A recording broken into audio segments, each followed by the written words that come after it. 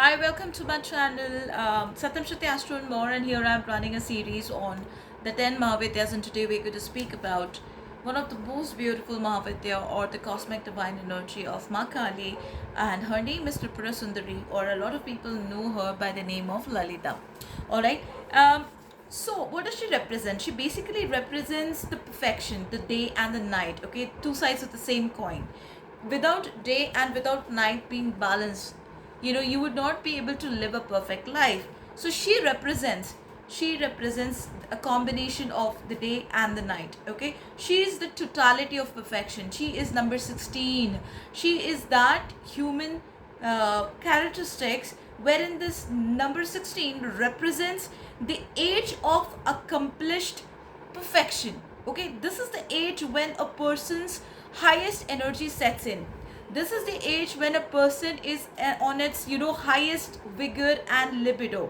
Okay, there are 15 days, which is the tithyas as per the tithi, okay, in the complete lunar cycle. Okay, from the new moon to the full moon, right? And this 15 day is either the full moon, okay, or the new moon, right? So 16 therefore is a representation which is full within time and is yet beyond time. Okay, so the girl of 16 here, which is Tripura Sundari, we're talking about Shodashi, she rules the overall, that is perfect and complete and is beautiful. Okay, now I am going to come to a little bit of the Tantrism side, and I'm going to speak a little bit more from our books. Okay, so what is basically Shodashi? So after dawn, basically after dawn, after the hour of the star, okay, which is Tara, comes the, what is it come? It comes the hour of perfection. Okay, the young sun. The young sun has risen in its fullness. Okay, and the sun is the source of all the life on the planet, right? And is numerologically connected with the number 5. Okay, and with this number 5 elements is represented by the 5 faces of Shiva, the Panchmukha Shiva.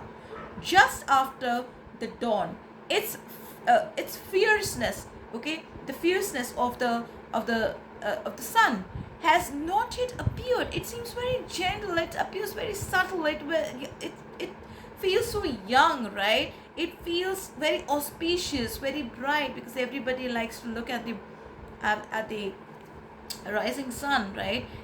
That is Shiva. Okay, and in the morning when sun rises, when sun rises, you feel the energy to worship, to even look at the sun for some time, to gain that energy within yourself. Okay, it is a connection. It's a perfect connection between the three worlds, and the three worlds to all the mortals and the immortals. Everybody is connecting around that time. The mortals that are on the earth, and even the immortals, they want to even look at the rising sun. Okay, that is the level of perfection. Okay, so the girl of 16, again we're talking about Shodashi over here, the power of Shiva, okay, as the ruler of the three world, okay, is according to Shodashi Tantra identified as the beauty of the three worlds, the three cities, which is called as Tripura Sundari. Okay, she is the beauty and the perfection of the three worlds together. Okay, and it is said to be the light radiating from the three eyes of the Shiva, three worlds of Shiva, the three eyes of Shiva, okay, to illuminate the world. Okay, because here Tripura Sundari is that perfect illumination of the three worlds. Okay, she is the girl of 16 in whom the three worlds of light, they unite. Okay, they combine to give one source of energy, the one source of light, which is called as life. Okay, so she's also known as Lalita, as I have already said. She's called Lalita, and the wise say that the word Lalita has 8 meanings. And what are these 8 meanings? Can you tell me what are the 8 meanings? The 8 meanings are brilliance, manifestations, sweetness, depth, consistency, and we have the energy, grace, and generosity, which are also the unique human character that comes out after you're spiritually awakened. Okay, so these are the characteristics of perfection that comes out, when you are spiritually awakened, you're enlightened, right? So these are the characteristics that you see in yourself. Okay, that is perfect. That is Tripura Sundari. Okay. So the Kama Shastra, it says that Lalita means erotic. It means erotic actions. Why? Because at the age of 16, you're at your highest willor, you're at your highest energy. It was also very tender at the same age. It is very naive at that time. And she has all that is above mentioned qualities, all the qualities that I've just now mentioned, and hence she's called Lalita. It is also said that thou art rightly called Lalita. Why? For thou hast 9 divine attendants in the Sri Chakra, okay, and your bow is made above sugar cane, your arrows are flowers, and everything connected with you is lovely. This is the commentary of Lalita Sahasranama. Okay, and Indra is the wielder, Indra is the power, Indra is the energy of the thunderbolt, right? It is the solar aspect of Shiva. Indra is the solar aspect of Shiva, and hence he is sometimes identified with the girl of 16. Why is that? Because Indra is Shodashi, Satapata, Brahmana, and the version is 4.2.5.14. Okay, Satapatha Brahmana. Alright, now moving to the accoutrements of Tripura Sundari. Okay, if we speak about Iksu, Kondanda, okay, I think my South Indian friends will be able to connect to this. So Iksu, Kodanda, it is the sugarcane, okay, the sugarcane bow. The sugarcane bow is what? It is very sweet, right? And it becomes sweeter when it becomes older, right? But significant that true love comes only with age, right? It doesn't come initially. Initially, it is at a very tender stage. You're mostly in your illusion. You're not able to understand love properly. But true love only comes and it appears when you are really old, when you have experienced the hardships of relationships in your life. And the leaves of this sugarcane are so sharp and capable of cutting one that the powder from this leaf is also severe irritant, indicating that desire is always accompanied by hurt. Okay, whenever there's a friction between the leaves, there's a powder that comes out also. Okay, when sugarcane goes through when it is crushed, there is this powder which comes out. It means that every good things come with a lot of hurt.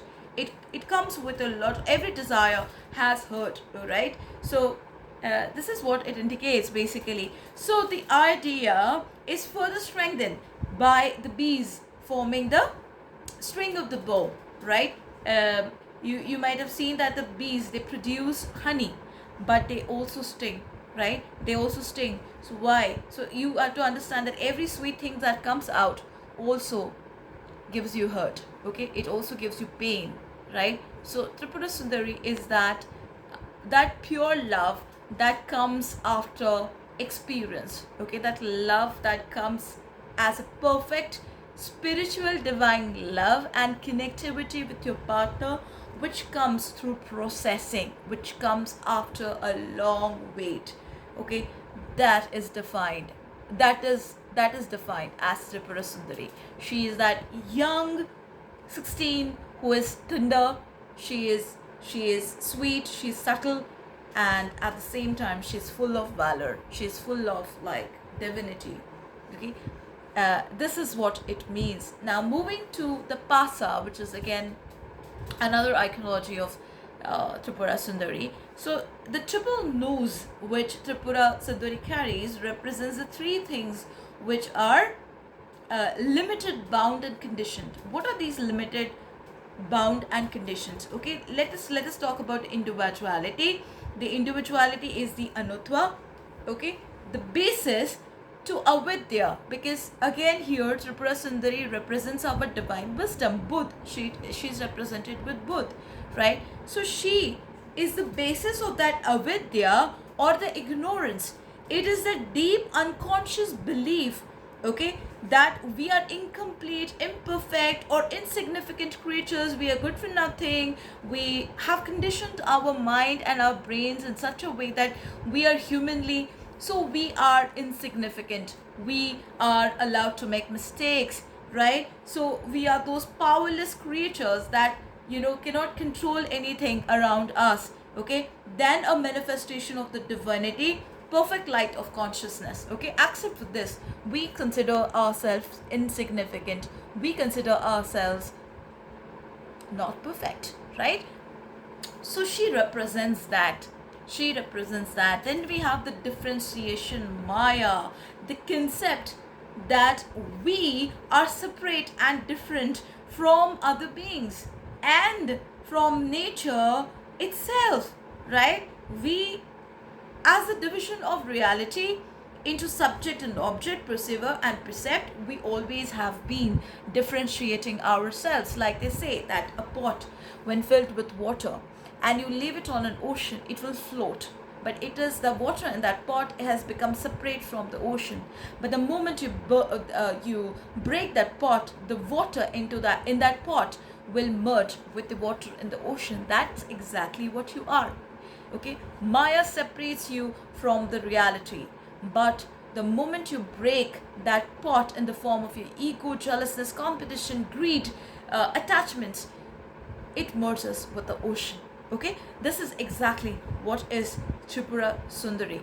Again, action. When you talk about karma, how is karma associated with Tripura Sundari? The first two bonds that result in the action performed, okay, in the conformity with them. Okay, the actions results in inactions, in reactions, and then leads to rebirth. We are very reactive.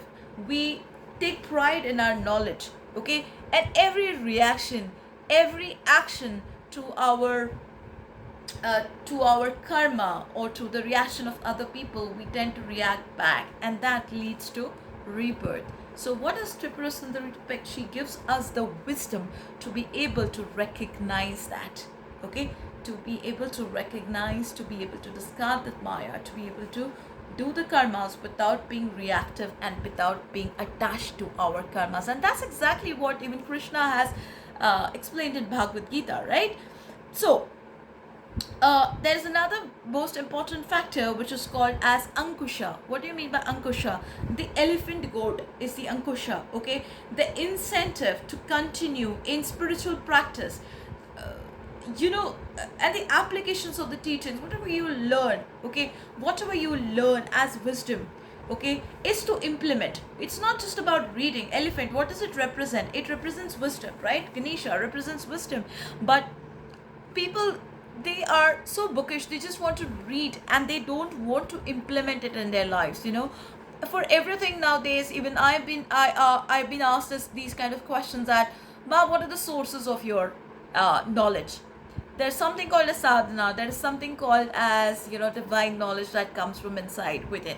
Okay, that's very hard to appreciate and recognize because we are covered with a lot of ego in front of us. Hence, we do not recognize real knowledge versus the knowledge that is easily available on books. But then we have to understand this one factor, that what we see and what we read in the market is all borrowed knowledge and not the real knowledge, because real knowledge is a self experience, okay, that comes out of your practice and your sadhana, right? So Ankusha is the incentive to continue to perfection, to that spiritual practice which works best for you, which resonates with your energy, and not try things which are probably not resonating with you. Okay, the urging of the guru that comes from inside, right, which drives us to practice and apply, also indicates imperfection, right? Because we're running, we're chasing after somebody. When you're ready, the guru comes in. Okay, so you have to stop chasing the fact, the truth. You have to first recognize your own self and recognize the guru which is within you.